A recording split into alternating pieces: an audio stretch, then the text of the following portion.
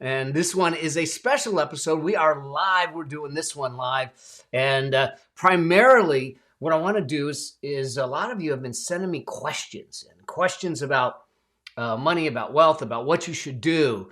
And in this episode, I'm gonna go through some of those questions. We're gonna answer those questions. So if you have money questions, if you have some of these things that are going on business, money, entrepreneurship, wealth, those kinds of things, send them in to me. DM me with them. Send them to me. Let's get them out there. Let's get you going. Let's get you rocking and rolling. This show, the Affluent Entrepreneur Show, and doing these lives are special. They're just for you. This is all about you. This is all about how do we make sure that you're moving forward financially. My core belief, one of my core beliefs is that financial independence is a birthright. We just need to understand how to go out and claim it. And the world doesn't teach us that. The schools don't teach us that. The media doesn't teach us that. We got to find it in another place. So welcome to the show, and welcome to a place where we can have frank and sane and safe conversations around the topic of money, the topic of wealth, the topic of living your best life without being judged, without being canceled, without having any of those things go on. So I appreciate each and every one of you for being here. So let's get to some questions. So this first question comes in, and I'm going to read it, read the question, and then we'll answer. It says, should I put more money against my mortgage or invest instead? Okay.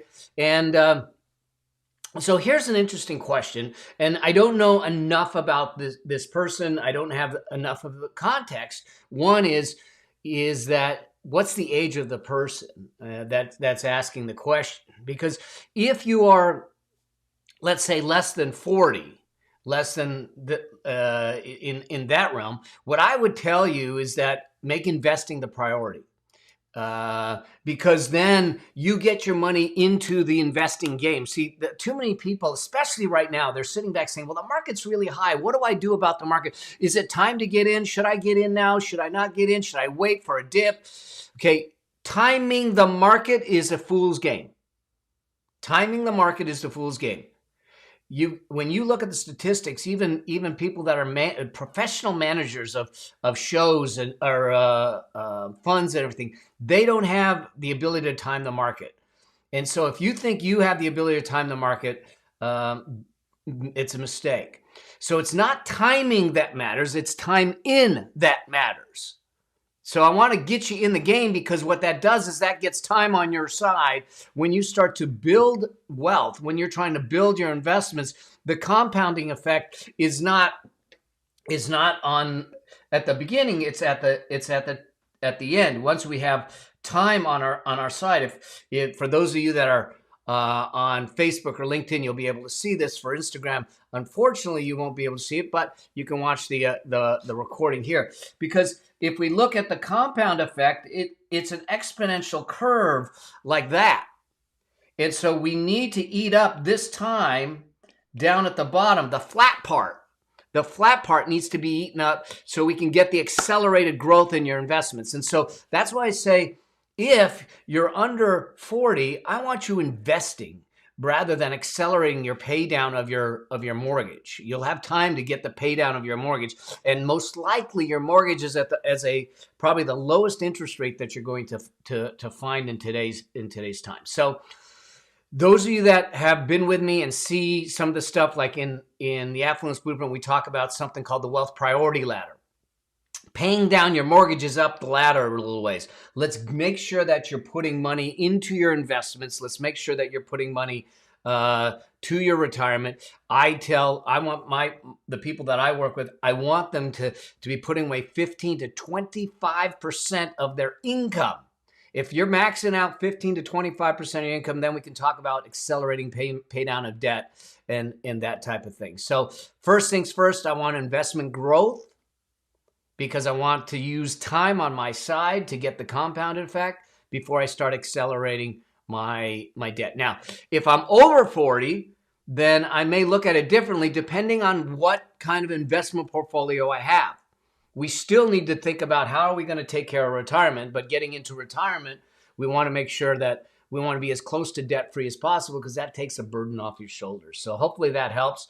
The question of should I put more money against my mortgage or invest instead? Second, is a similar question that came in.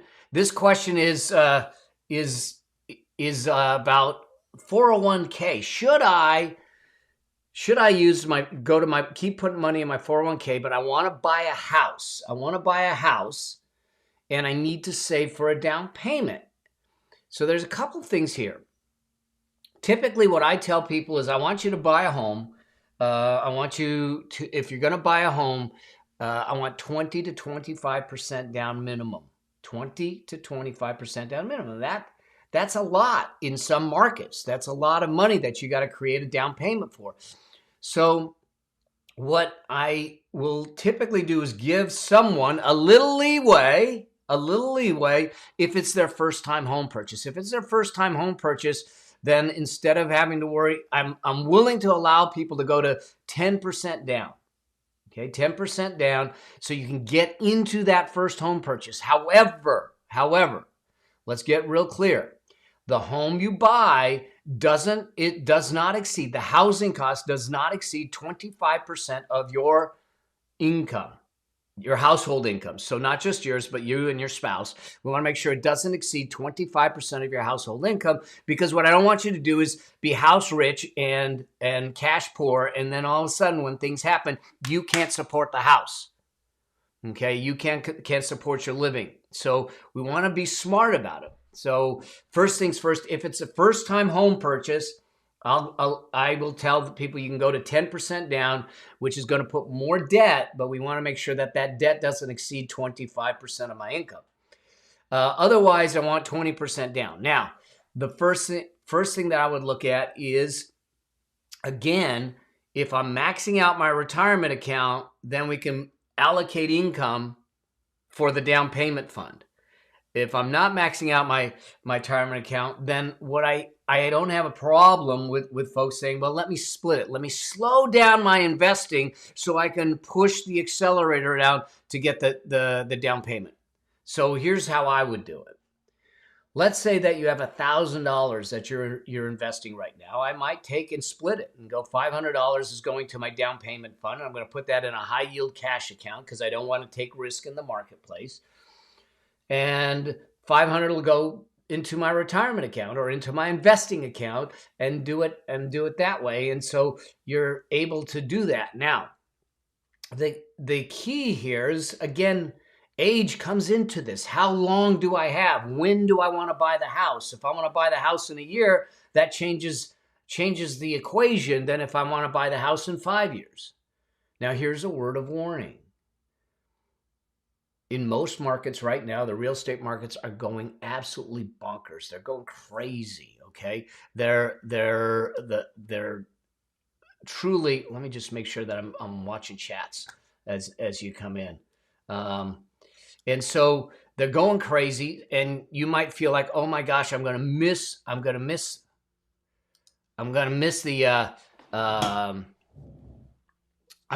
whole thing. I guess I was muted. We'll do that again, but I'll get you feel like you're going to miss the market, that the house is going to run away from you. Listen, stock markets, real estate markets, everything starts to go in cycles. It goes up, it comes down. It goes up, it comes down. If you start to get the feeling, the tug, that I gotta get in right now. I gotta get in right now. Otherwise, I'm going to miss this opportunity. You're making an emotional decision with your finances. And when you make emotional decisions with your finances, when your emotions go up, your financial intellect goes down. We don't make emotional decisions.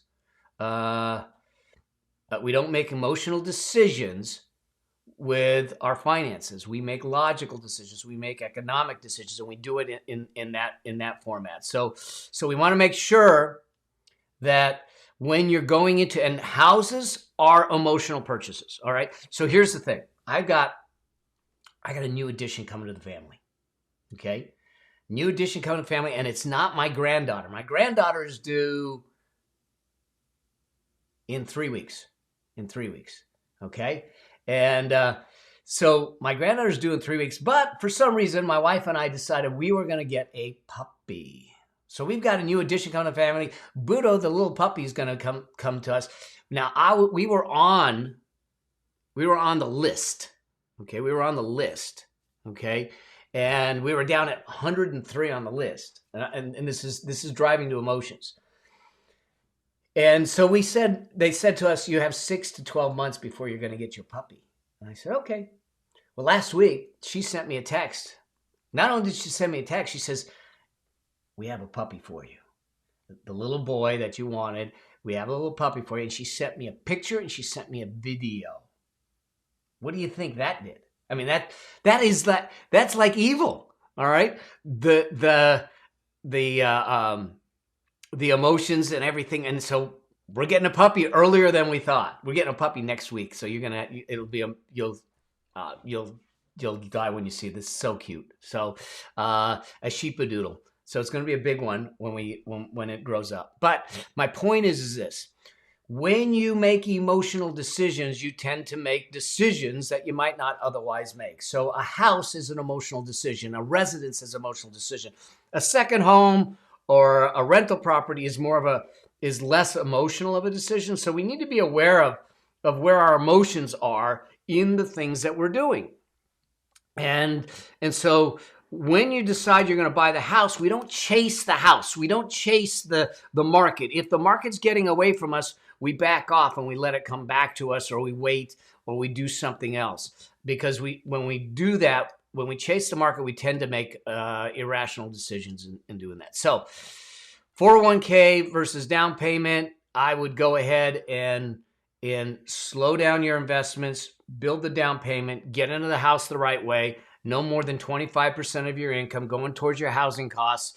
If it's first-time home purchase, you can go with 10% down, otherwise 20 to 25% down.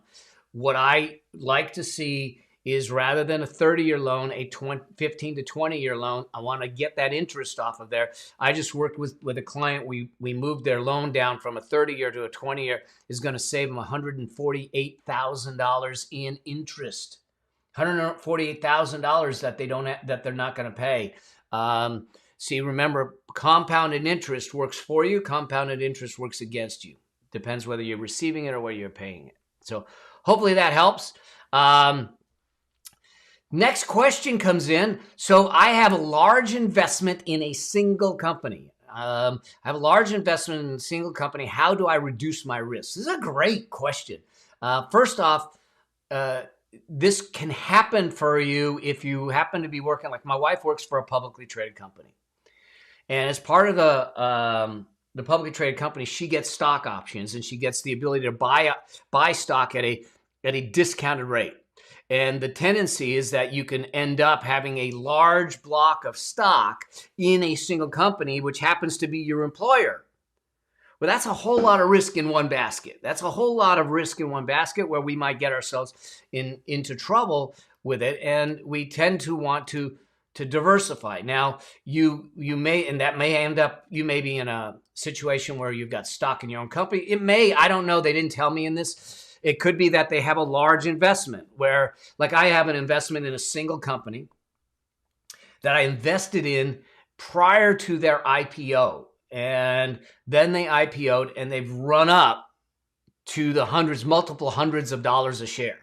So the amount of the investment has gone up tremendously. And as a percentage of my portfolio, it's starting to push up against the risk factors. In other words, I don't want a single investment to be more than 5 to 10%, typically 5% of my holdings.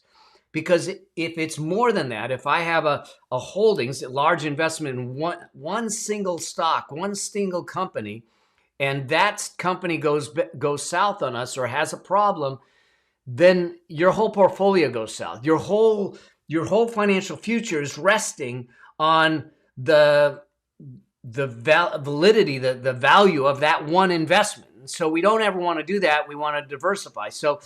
So assuming that this is not a privately held company, because if it's a privately held company, you may not have the ability to sell it. They probably have it restricted on you, and you may not have the ability to sell it. But if it's not a privately held company, what I would probably do is just start. You can You can do dollar cost averaging into companies, but you can do dollar cost averaging out of companies and just start to divest yourself. Now, here's the thing. When you start to divest yourself and buy other investments, there's a tax impact there. So you're going to want to talk to your tax advisor to see what that impact is.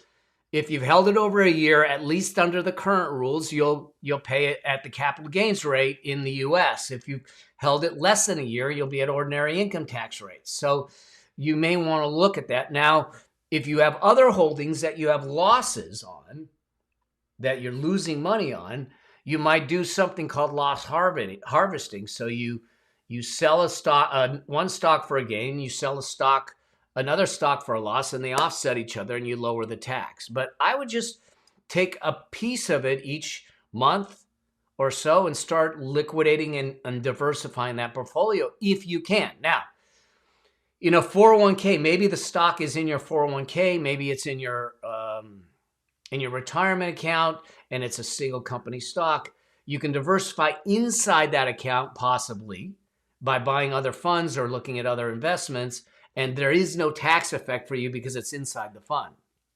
The other way to diversify in doing this is you can pull money out of your 401k. A lot of people don't really know this, is that you can pull money out of the 401k or your retirement account if they allow for it without penalties and without tax. It's called an in-service distribution. You go to your HR department, you say, I want to do an in-service distribution. Do you allow for it? And they'll typically allow for a little bit. Now, let me tell you why you might want to do this. And I did this with my wife. When you are investing through a 401k, they give you just a handful of investment options, and you're corralled by the investment options that they give you. You don't have a lot of variety. And so one of the things that you can do is, if you want to diversify, is you take money out of it and you use it to invest somewhere else. So what we did with my wife was we took an in-service distribution from her 401k directly, okay, keyword, directly into an IRA account. So there was no tax withheld. It was rolled over into an IRA account, so it's still in a tax-shielded entity. And in that IRA account, we had more flexibility to invest it into other things. So you can diversify it that way. So hopefully that helps.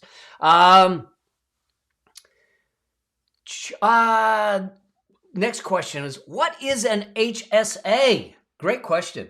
HSA, Health Savings Account. And this is something that a lot of people may be exposed to, especially when you have the open enrollment period for your medical plans and that type of thing. A health savings account is a special savings account where you can put money away, for healthcare, for medical costs. But it's a special account in the sense that it only works. It has to be, you put it in place in conjunction with what they call a high deductible medical plan. So in other words, you're going to be bearing the burden of some of your medical costs of high deductible plans, thousands of dollars. Okay. Now, if you're a relatively healthy person and you're not using the medical insurance, you may get away with a high deductible plan and be okay with doing that. And so you end up lower premiums because it's a high deductible plan, and you're able to put money away into this HSA account. Here's the benefits of this and why I love HSAs so much. Is it's one of the only accounts that are what we call triple tax advantaged. Okay? When you put money into an HSA, you get a tax deduction. Okay, just like an IRA, just like a 401k, you get a tax deduction for it, and the current limits are $3,600 for an individual, $7,100 for a married couple. So you could literally, as a married couple, put $7,000 into an HSA, take a deduction for it, and not pay tax on the $7,000. Now, that's the first tax advantage. The second tax advantage is that the money in the HSA doesn't just sit in the HSA. You can invest it. So I can put it in an index fund. I can put it in an ETF. I can put it in other investments. And it grows over time. And it grows tax deferred. In other words, all that growth, all that appreciation, all the gains, I don't pay tax on. Okay? So that's the second tax advantage. The third tax advantage is this. If I draw the money out of the plan to pay qualified medical expenses, my deductibles, hospital bills, doctor's bills, if I pull the money out of the plan, it's not taxable. Pull it out 100% tax-free. So those are the three levels of tax advantage of an HSA. Tax deduction, when you put it in, it grows tax-free. You can withdraw it for medical expenses completely tax-free. Now, here's the other thing about it. Now, some people, there's some nuances to it that you can use. You don't have to reimburse yourself or pay those tax bills immediately. You can actually let the fund grow tax-free and then reimburse you years later if you want to. You got to keep the receipts and keep it dialed in. And if you don't use the money, so you put $7,000 in 2021, but you don't use the money in 2021, $7,000 rolls to 2022, and you put another $7,000 in 2022, if that's the limit. So it's like another retirement account. Here's the other beautiful thing behind it. When you reach age 65, you can actually draw it out without penalties, even if you're going to use it for non-medical expenses. So HSA account, couple things to know. Health savings account, you put money in, it's tax deductible.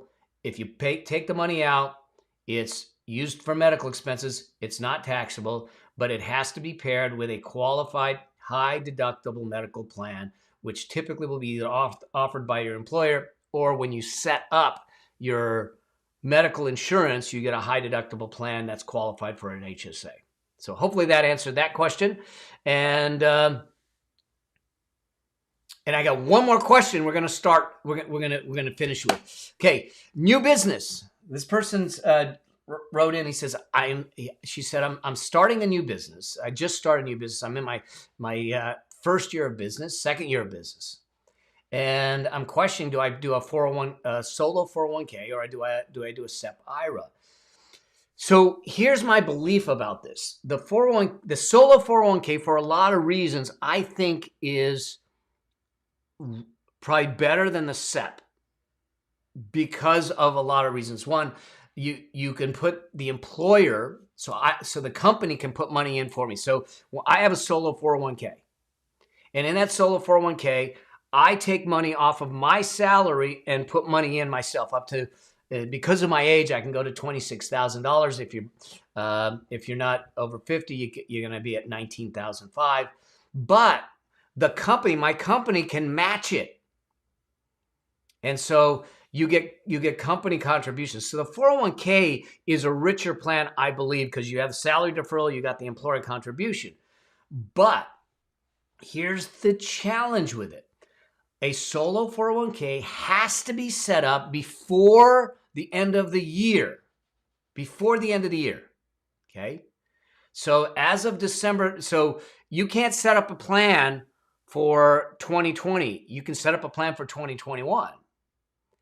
A SEP IRA, though, you could open up that SEP IRA plan at any time up until your tax filing. So you actually can set it up after the year end and kind of backdate it, retroactively contribute. So that's one of the benefits with that.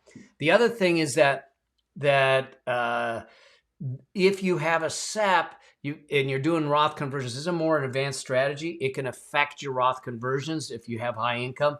But here's the way I look at this. If I can do a solo 401k and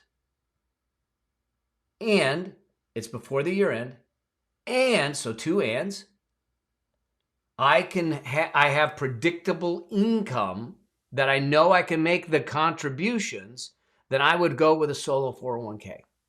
If my income is volatile because I'm new in business, then I probably wouldn't do the solo 401k because I don't know that I can make the contributions on a regular basis. bottom line is that I can get at the end of the year for the SEP IRA and look back and say, here's what my profit was, and I can put money in. The 401k, it's going to be more systematic. So you need to have a bit more predictability of your income. So being that's your second year in business, I don't know where your income is, but if it's growing or it's static and it's predictable, then you might be able to work with a 401k. So those are the questions that came in. Do me a favor. For those of you that are out there, let me know if you have questions, money questions, wealth questions, investment questions, entrepreneurship, business questions.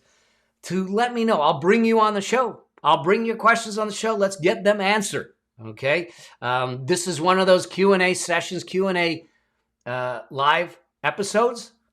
And it's my first actually live episode. We broadcast live, and clearly I'm just learning because evidently I was muted on the other side for a little while, but we're good now. And so just send me your questions, post them. If you're not following our Facebook group, go to the Affluent Entrepreneur Facebook group. Join me in doing that. And let's rock and roll. Let's keep you moving forward. Remember, I said that financial independence is a birthright. Let's give you the path to make that happen, because you're not going to learn it in school. You're not going to learn it from media, and you certainly aren't going to learn it by just looking around. Let's give you the path to make it happen and do it the right way. I want you to live an affluent life. An affluent life is not necessarily an opulent life, but it is a life of meaning. It's a life of impact. It's a life of peace, and it's a life of fruitfulness. So let's make that happen. And you guys have a blessed Thursday. As you come in, let me know. Carrie, I'm so glad that helped, that some of the questions apply to you. If you have questions, shoot them my way.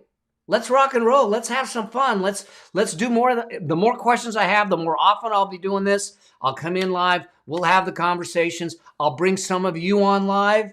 Let's have some fun. And if you haven't followed the show, go to the Affluent Entrepreneur Show. Subscribe. Do me a favor. Leave a review. Leave a review, because I pick reviews and I read them on the air. And if you get a review gets read on the air, you get a chance to have a one-on-one laser coaching session with me. So let's make that happen. All right. All right. Cheers to y'all. You guys have a great day. And we'll talk soon. Cheers.